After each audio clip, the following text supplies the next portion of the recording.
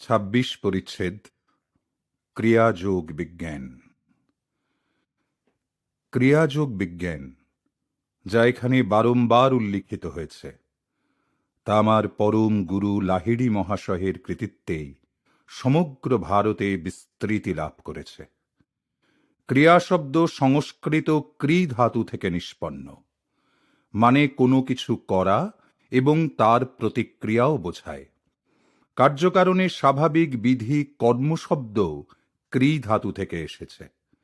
সুতরাং ক্রিয়াযোগ মানে কোনো কাজ বা ক্রিয়ার দ্বারা পরমাত্মার সঙ্গে সংযোগ স্থাপন বা যোগ। কোনো যোগী খুব নিষ্ঠা সহকারে এই প্রণালী অবলম্বন করে প্রক্রিয়া সাধনে যত্ন করলে পর ক্রমশ কর্মফল থেকে অথবা কার্যকারণ তত্ত্বের সাম্যবিধির শৃঙ্খল হতে মুক্ত হন। কতকগুলি প্রাচীন যৌগিক বিধিনিষেধ বশত সাধারণের জন্য লিখিত এই পুস্তকে ক্রিয়াযোগের পূর্ণ ব্যাখ্যা দেওয়া সম্ভবপর নয়। প্রকৃত প্রণালী একজন সেলফ রিয়েলাইজেশন ফেলোশিপ অথবা যোগদা সৎসঙ্গ সোসাইটি অফ ইন্ডিয়া থেকে প্রাধিকৃত ক্রিয়াবান বা ক্রিয়াযোগীর কাছ থেকেই শিক্ষা করতে হয়। এখানে তার একটা মোটামুটি বিবরণ দিলেই যথেষ্ট হবে বলে মনে করি। ক্রিয়াযোগ একটি সহজ শারীরিক ও মনস্তাত্ত্বিক প্রণালী, যাতে করে মানবদেহের রক্ত অঙ্গার মুক্ত বা কার্বন মুক্ত হয়ে অম্লজান বা অক্সিজেন দ্বারা প্রতিপূরিত হয়।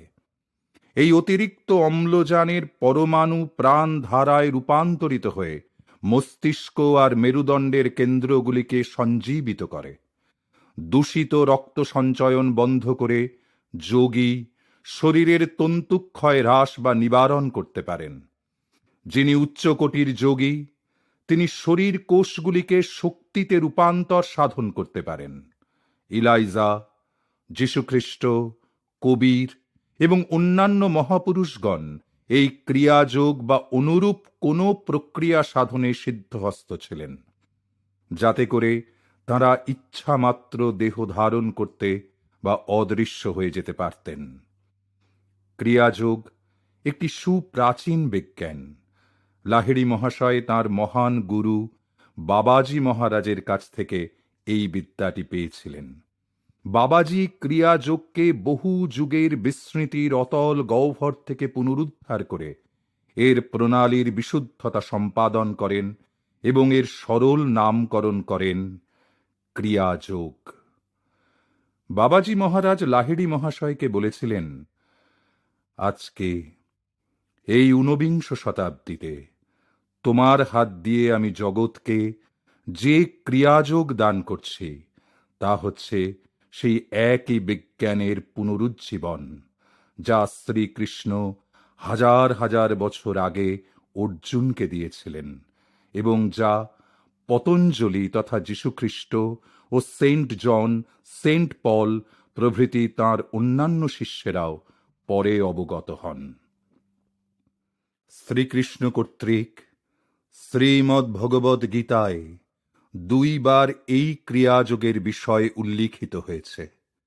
4th অধ্যায়ের 29 নম্বর শ্লোকে বলা হয়েছে, অপান বায়ুতে প্রাণের আহুতি প্রদান করে এবং প্রাণে অপানের হোম করে যোগী উভয় বায়ুকে প্রশমিত করেন। এইভাবে তিনি হৃৎপিণ্ড থেকে প্রাণের মুক্তি সাধন করে প্রাণ শক্তিকে আত্মনিয়ন্ত্রণে আনয়ন করেন। এর ব্যাখ্যা হচ্ছে, যোগী ফুসফুস ও হৃৎপিণ্ডের ক্রিয়া শান্ত করে অতিরিক্ত প্রাণ শক্তি সঞ্চয় করে শরীরের ক্ষয় নিবারণ করেন এবং শরীরস্থ অপান বায়ু সংযমন করে শরীরের বৃদ্ধির রূপান্তর নিবারণ করেন। এই রূপে ক্ষয় আর বৃদ্ধির সাম্যাবস্থা আনয়ন করে যোগী প্রাণ শক্তির সংযমন শিক্ষা করেন। গীতার 5ম অধ্যায় 27 এবং 28 সংখ্যক শ্লোকে বলা হয়েছে, যিনি রূপ রসাদি বাহ্য বিষয় বাসনা হৃদয় হইতে বিদূরিত করিয়া ভ্রূদ্বয়ের মধ্যে দৃষ্টি সংস্থাপিত করিয়া নাসিকা মধ্যবাহী প্রাণ ও অপান বায়ুর ঊর্ধ্ব ও অধোগতি রোধ অর্থাৎ কুম্ভক দ্বারা সমান করিয়া ইন্দ্রিয়গত মন ও বুদ্ধির সংযমন করিয়াছেন, যিনি মোক্ষপরায়ণ এবং বাসনা ভয় ও ক্রোধ পরিশূন্য, তাদৃশ মুনি জীবিত থাকিয়াও সতত মুক্ত। শ্রীকৃষ্ণ বলে গেছেন যে তাঁর এক পূর্বতন আবির্ভাবকালে তিনি এই অক্ষয় যোগ সাধন প্রণালী প্রাচীন ব্রহ্মজ্ঞানী বিবস্বতকে দিয়েছিলেন। বিবস্বত তা আইন প্রণেতা মনু, যিনি মানব ধর্মশাস্ত্র বা মনু সংহিতার সুপ্রাচীন রচয়িতা, সেই মনুকে দান করেন। মনু আবার তা সূর্যবংশের প্রতিষ্ঠাতা ইক্ষ্বাকুকে দান করেন।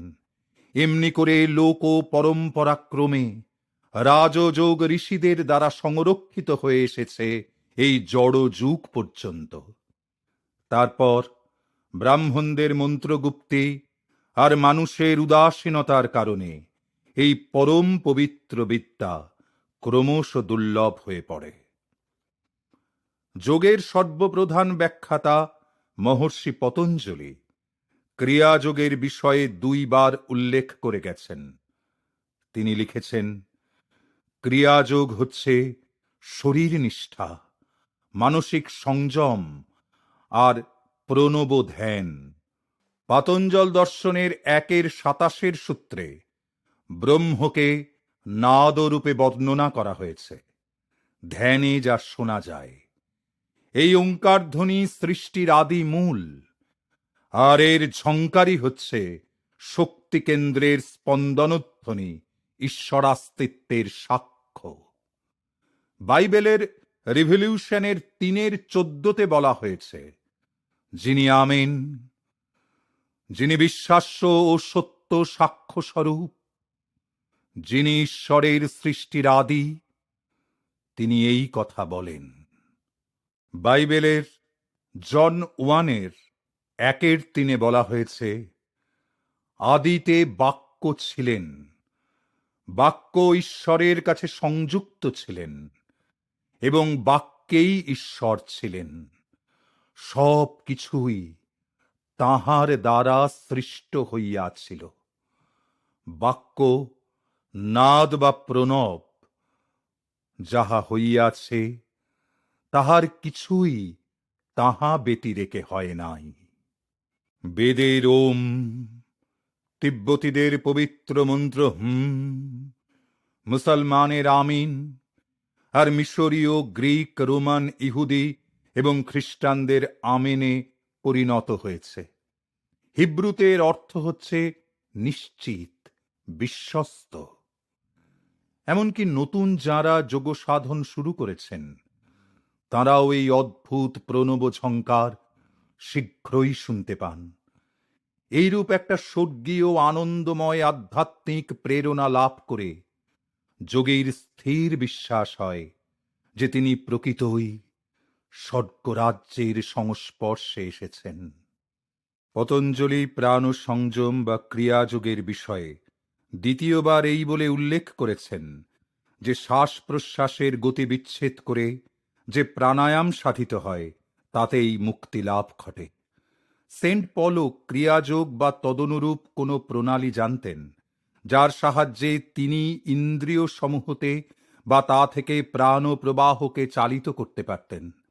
তাই তিনি কথা বলতে পেরেছেন যে যীশুখ্রিস্টে যে পরমানন্দ আমরা লাভ করি, তাতে আমি নিশ্চয় করে বলছি যে প্রত্যহই আমার মৃত্যু ঘটে। সেন্ট পল এখানে কূটস্থ চৈতন্যের সর্বজনীনতার কথা উল্লেখ করেছেন। প্রক্রিয়া বিশেষে শরীরস্থ সমস্ত প্রাণ শক্তিকে, যা সাধারণত ইন্দ্রিয় গ্রাহ্য বহির্মুখী জগতে পরিচালিত হয় এবং তাতে করে আপাত বৈধতা পায়, সেই প্রাণ শক্তিকে অন্তরে বশীভূত করে সেন্ট পল প্রত্যহই কূটস্থ চৈতন্যে পরমানন্দের সঙ্গে প্রকৃত যোগ সাধন করতে পারতেন। সেই পরমানন্দময় অবস্থা প্রাপ্ত হয়ে তিনি সজ্ঞানে বুঝতে পারতেন যেই ইন্দ্রিয় গ্রাহ্য মাইক জগতে তিনি বাহ্যত একেবারে মৃত বা ইন্দ্রিয় বিকার রহিত।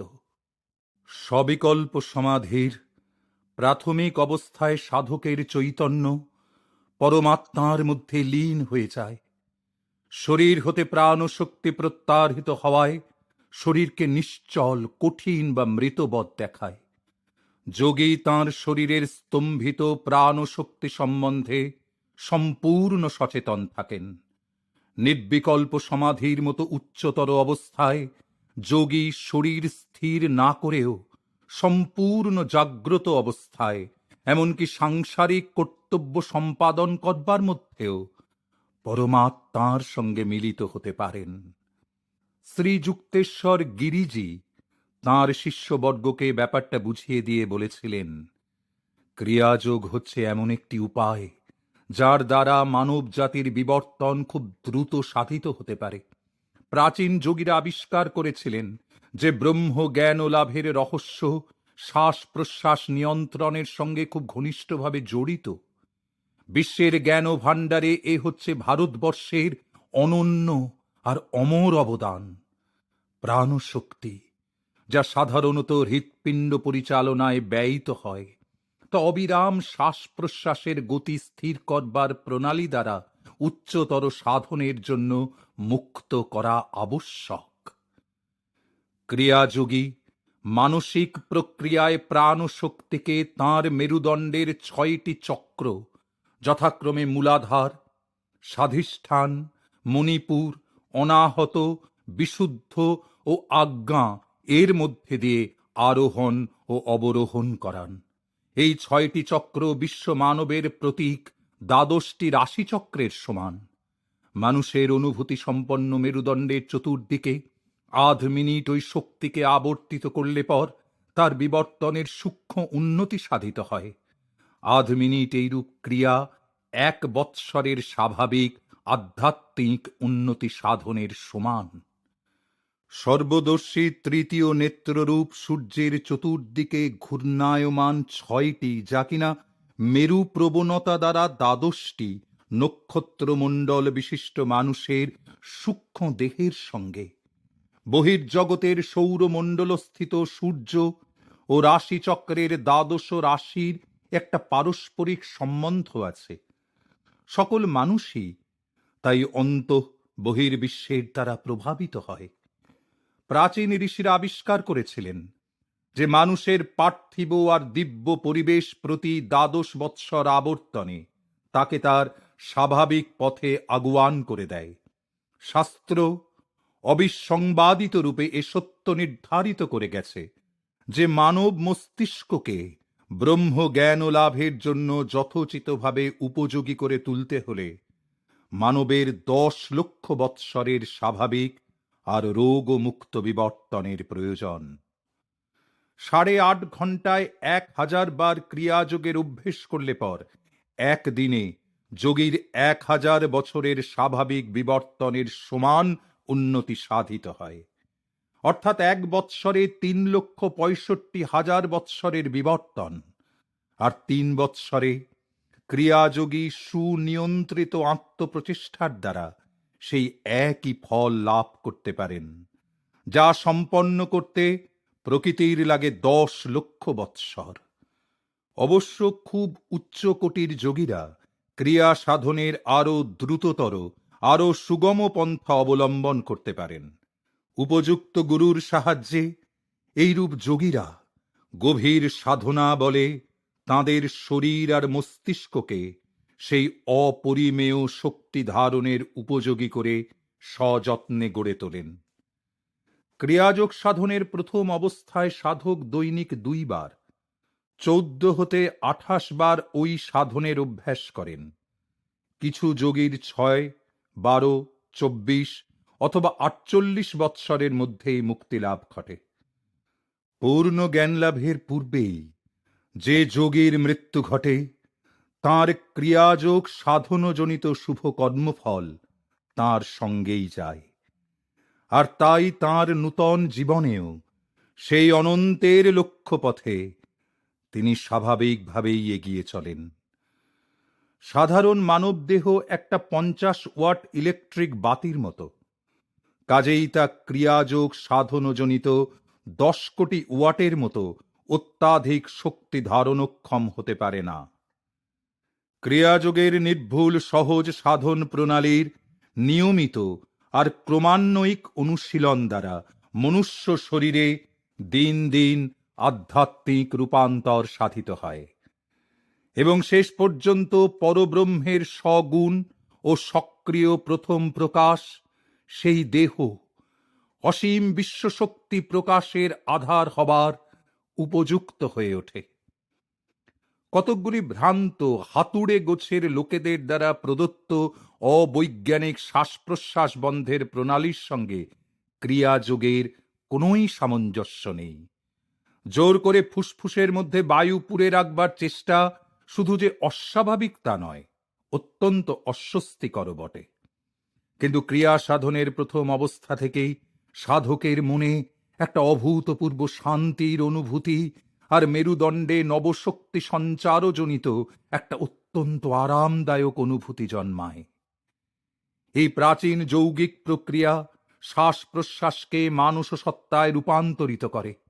আধ্যাত্মিক উন্নতির সঙ্গে সঙ্গে সাধক শ্বাস প্রশ্বাসকে মনেরই ক্রিয়া, একটা মানসিক ধারণা বলে জানতে পারেন, যেন স্বপ্নের শ্বাস প্রশ্বাস। মানুষের শ্বাস প্রশ্বাসের গতি আর তার চেতনা বা বাহ্যজ্ঞানের অবস্থার তারতম্যের মধ্যে যে একটা গাণিতিক সম্বন্ধ আছে, তার বহু উদাহরণ দেওয়া যেতে পারে।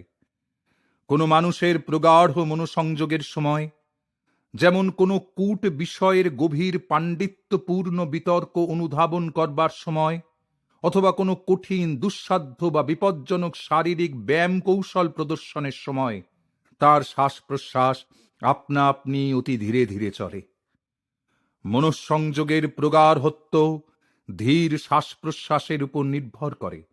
খুব দ্রুত অথবা অসমান নিঃশ্বাস প্রশ্বাস ভয়, কাম, ক্রোধ প্রভৃতি ক্ষতিকর ভাবাবেগ থেকে জন্মায়। অস্থির বানরের শ্বাস প্রশ্বাসের গতি মিনিটে 32 বার। সেক্ষেত্রে মানুষের শ্বাস প্রশ্বাসের গতি মিনিটে সাধারণত 18 বার। হাতি, কচ্ছপ, সাপ প্রভৃতি কয়েকটি প্রাণী যাদের আয়ু বেশি, তাদের শ্বাস প্রশ্বাস মানুষের চেয়েও কম। উদাহরণস্বরূপ বলা যেতে পারে মহাকূর্ম, যারা 300 বৎসর পর্যন্ত বাঁচতে পারে, তারা মিনিটে কেবলমাত্র 4 বার নিঃশ্বাস ত্যাগ করে। নিদ্রার যে ক্লান্তি অপনোদনকারী সঞ্জীবনী শক্তি আছে, তার কারণ মানুষ সাময়িক তার শরীর আর শ্বাস প্রশ্বাসের কথা ভুলে যায়। ঘুমন্ত মানুষ একজন যোগী হয়ে যায়। প্রতি রাত্রে নিজের অজ্ঞাত সারে সে নিজেকে দেহাত্মবোধ হতে মুক্ত করবার যৌগিক প্রক্রিয়া সাধন করে, আর তার প্রাণ শক্তি প্রবাহকে মস্তিষ্কের প্রধান স্থল আর মেরুদণ্ডের 6টি চক্রস্থিত শক্তি উৎসের সঙ্গে মিলিত করে। নিদ্রিত মানব এই প্রকারে নিজের অজ্ঞাত সারে বিশ্বশক্তির দ্বারা প্রতিপূরিত হয়, যা সকল জীবন বাঁচিয়ে রাখার আশ্রয়স্থল। সাধনেচ্ছুক যোগী মন্দগতি নিদ্রিত মানবের মতো অজ্ঞাত সারে নয়, জ্ঞাত সারেই একটি সহজ স্বাভাবিক প্রক্রিয়া সাধন করেন। ক্রিয়াযোগী তার শরীর কোষগুলি অমর প্রাণের আলোকে পূর্ণ করে তাদের আধ্যাত্মিক চুম্বকধর্মী অবস্থায় রাখবার জন্য প্রক্রিয়ার প্রয়োগ করেন। বৈজ্ঞানিক উপায়ে তিনি শ্বাস প্রশ্বাসকে একেবারে অপ্রয়োজনীয় করে তোলেন। ফলে সাধনকালে তাকে আর নিদ্রা, চৈতন্য বা মৃত্যুর নিষ্ক্রিয় অবস্থায় প্রবেশ করতে হয় না। মায়া বা প্রাকৃতিক নিয়মের অধীন মানুষের প্রাণ শক্তি প্রবাহ বহির্জগতের দিকে ধাবিত হয়।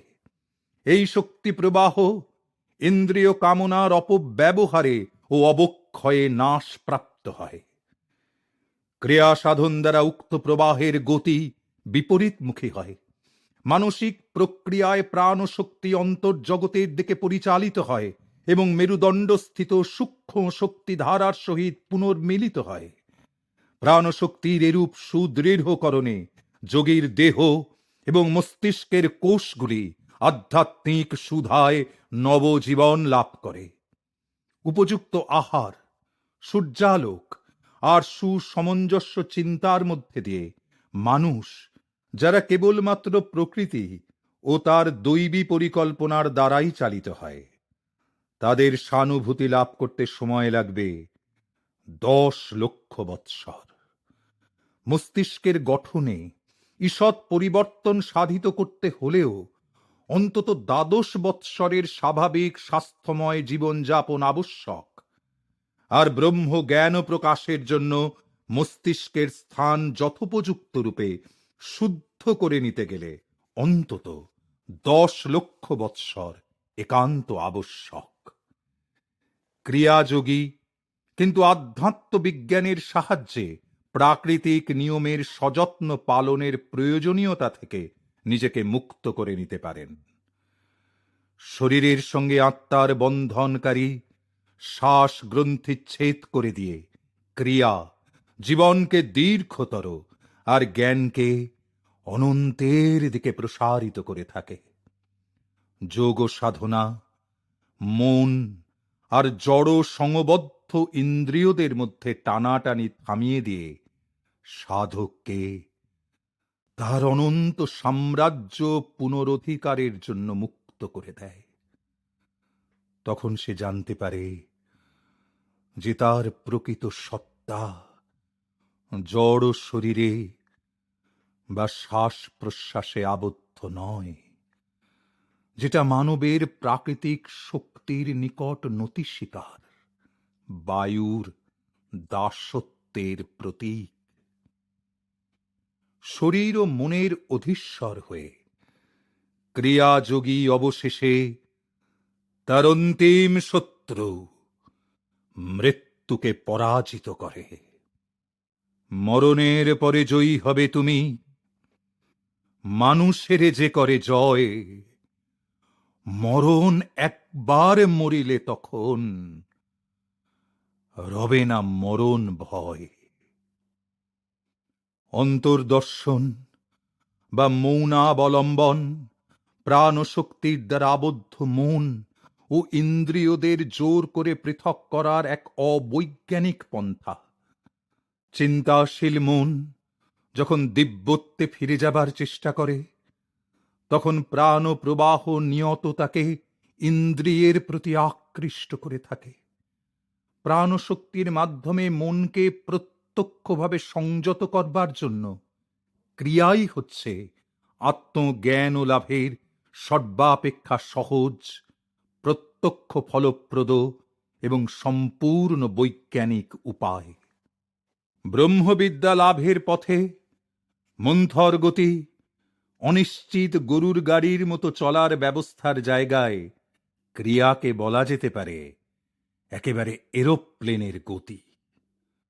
যোগবিজ্ঞান সর্বপ্রকার মনোসংযোগ আর ধ্যান সাধন প্রক্রিয়ার গবেষণামূলক বিচারের উপর প্রতিষ্ঠিত। যোগ সাধনার দ্বারা সাধক ইচ্ছা মাত্র পঞ্চ জ্ঞানেন্দ্রিয় থেকে প্রাণশক্তি প্রত্যাহার বা তাতে সংযোগ করতে পারেন। ইন্দ্রিয় বোধ হতে বিচ্ছিন্ন হবার এই শক্তি পেয়ে যোগী ইচ্ছা মাত্র তাঁর মনকে ঈশ্বরভাবে অথবা সাংসারিকভাবে যুক্ত করতে পারেন।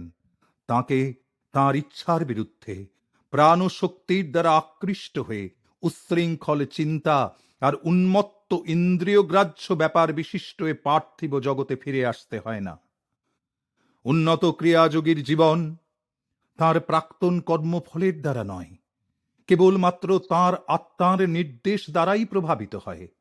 সাধক এই প্রকারে সাধারণ জীবনের সদসৎ অহংকারী কর্মের কুটিলতা এড়িয়ে যায়, যা দৃপ্ত হৃদয়ের কাছে সম্বুক গতির বলে মনে হয়। এইরূপ আধ্যাত্মিক জীবনযাপনে সমুন্নত প্রণালী দ্বারা যোগী তাঁর দেহাত্মবোধের কারা থেকে মুক্ত হন ও সর্বব্যাপিত্বের গভীর মুক্ত বায়ুর আস্বাদ গ্রহণ করেন। পক্ষান্তরে প্রাকৃতিক জীবনযাপন যেন দাসত্বে আবদ্ধ হওয়া, আর তার গতিও অত্যন্ত মন্থর। কেবলমাত্র বিবর্তনের ধারার সাথে জীবনকে বেঁধে মানুষ প্রকৃতির কাছ থেকে কোনো সুবিধাজনক দ্রুতোন্নতি আদায় করে নিতে পারে না। শরীর আর মনের নিয়ন্ত্রণ বিধি ভুলক্রমে লঙ্ঘন না করে জীবনযাপন করলেও পরামুক্তি লাভের জন্য তাকে 10 লক্ষ বৎসর ধরে জীবন মরণের মিছিলে নানা বর্ণের রূপ ধরে চলতে হয়। তাই যারা এই লক্ষ লক্ষ বৎসরের বিবর্তন ধারার মধ্য দিয়ে অতি দীর্ঘ অনিশ্চিত সাধনার পথের দিকে ক্লান্তি, ভয় আর বিশ্বাসের প্রতি বিদ্রোহ দৃষ্টিতে তাকায়, তাদের জন্য আত্মোৎকর্ষ সাধনের পক্ষে জীবভাব বা দেহাত্মবোধের হাত হতে মুক্ত করার জন্য যোগীদের এই অতি দ্রুত ফলপ্রসূ প্রণালী অপেক্ষা শ্রেষ্ঠ আর কোনো পন্থা নেই। সাধারণ মানুষ যারা আত্মার কথা দূরে থাক, কেবলমাত্র প্রকৃতির সঙ্গেও সামঞ্জস্য বা যোগ রেখে চলতে পারে না, যে প্রকৃতির শান্ত ও স্নিগ্ধ সাম্যভাব অবহেলা করে তার পরিবর্তে অস্বাভাবিক চিত্ত বৈকল্যই অনুসরণ করে চলে, তার জন্যে এই সংখ্যার পরিধি খুবই বর্ধিত হয়। তার জন্য 10 লক্ষ বৎসরের দ্বিগুণ সময়ও মুক্তি লাভের পক্ষে যথেষ্ট হবে কিনা সন্দেহ। জড়বুদ্ধি সম্পন্ন মানুষ হয়তো কখনোই বুঝতে পারে না যে তার দেহ একটা সাম্রাজ্য বিশেষ, আর তা সম্রাট পরমাত্মারই অধীন। মেরুদণ্ডে অবস্থিত 6টি চক্র অথবা জ্ঞান কেন্দ্রে প্রতিষ্ঠিত সহায়ক রাজপ্রতিনিধি দল নিয়ে তিনি ব্রহ্মরন্ধ্রের সিংহাসনে বসে তা শাসন করছেন। এই ঈশ্বরতন্ত্র এক বিরাট অনুগত প্রজামণ্ডলীর উপর বিস্তৃত।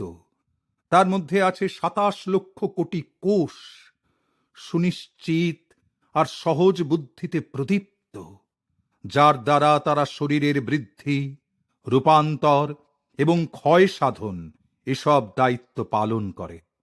আর আছে মানুষের গড়পড়তা 60 বছরের জীবনে 5 কোটি অধস্তন স্তরের চিন্তা, ভাবাবেগ এবং জ্ঞান ও রাজ্যের বৈচিত্র্য, সংকল্প বিকল্পাত্মক বিভিন্ন অবস্থাসমূহ। পরমাত্মা সম্রাটের বিরুদ্ধে কোন শরীর বা মনের আপাত দৃষ্ট বিদ্রোহ, যা রোগ বা মানসিক বিশৃঙ্খলা রূপে প্রকাশিত হয়, তা সম্রাটের প্রতি ওইসব অনুগত প্রজাদের কোনো বিরুদ্ধাচরণজনিত নয়। তা কেবল মানুষের স্বাধীন ইচ্ছা বা ব্যক্তি স্বাতন্ত্র্যের অতীত বা বর্তমান অপব্যবহারের ফলশ্রুতি।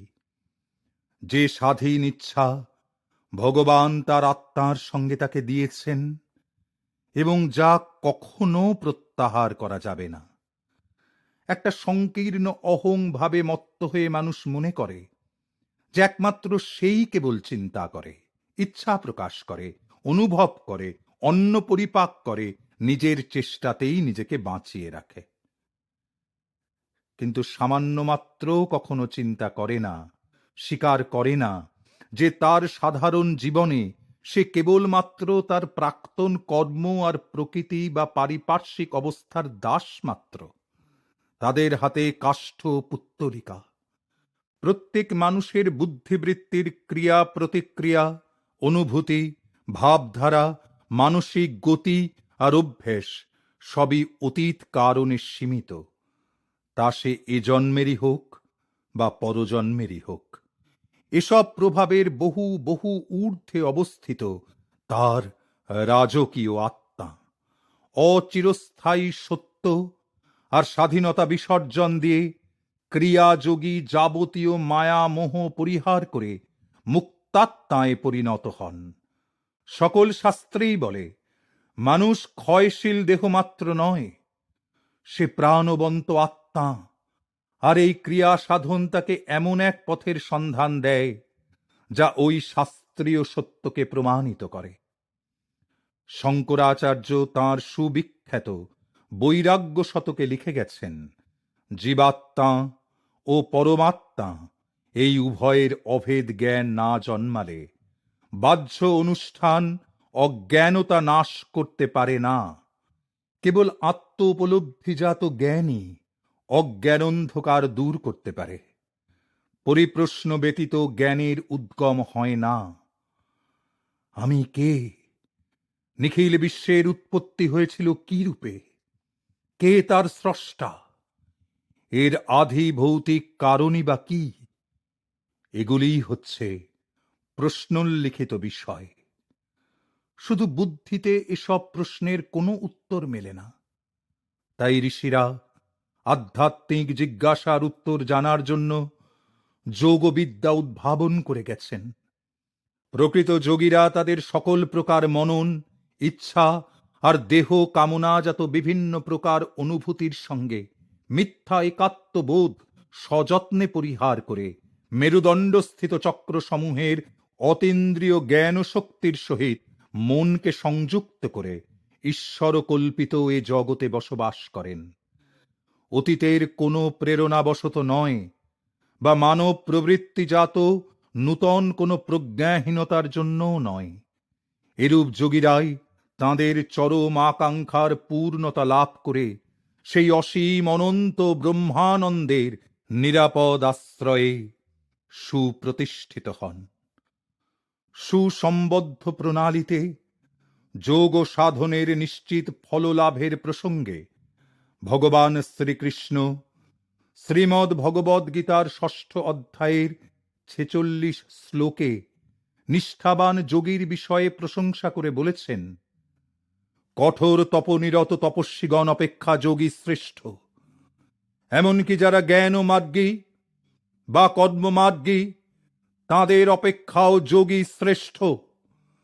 অতএব হে অর্জুন, তুমি যোগী হও।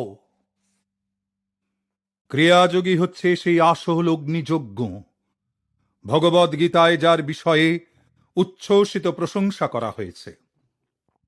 যোগী সেই একমেবাদ্বিতীয়ম পরমেশ্বরের উদ্দেশ্যে অনুষ্ঠিত একেশ্বরবাদে অগ্নিযজ্ঞে তার যা কিছু পার্থিব বাসনা কামনা আহুতি প্রদান করেন।